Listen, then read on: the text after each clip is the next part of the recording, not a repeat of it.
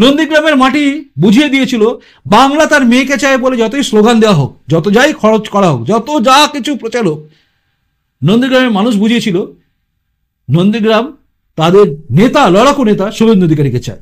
তাই আন্দোলন তৈরি করা শুভেন্দু অধিকারীর কাছে পরাস্ত হয়ে মানে মানে বাড়ি ফিরে এসেছিলেন মমতা ব্যানার্জি। তারপর নিজের সেফ সিট, নিজের বাড়ির জায়গায় দাঁড়িয়ে জিততে হয়েছিল।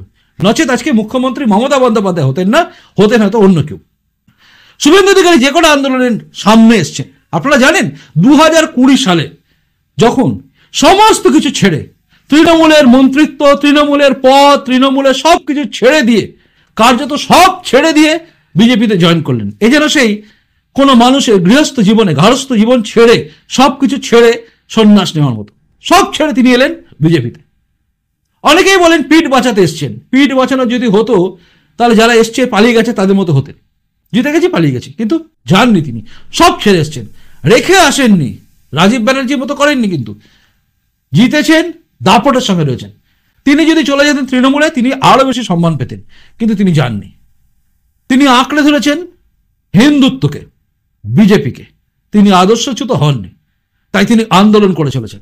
এবং সেই 2020 ডিসেম্বর মাসে জয়েন করার পর থেকে 2021 নির্বাচন পরবর্তী হিংসার সময়ও তার ফোন বন্ধ হয়নি।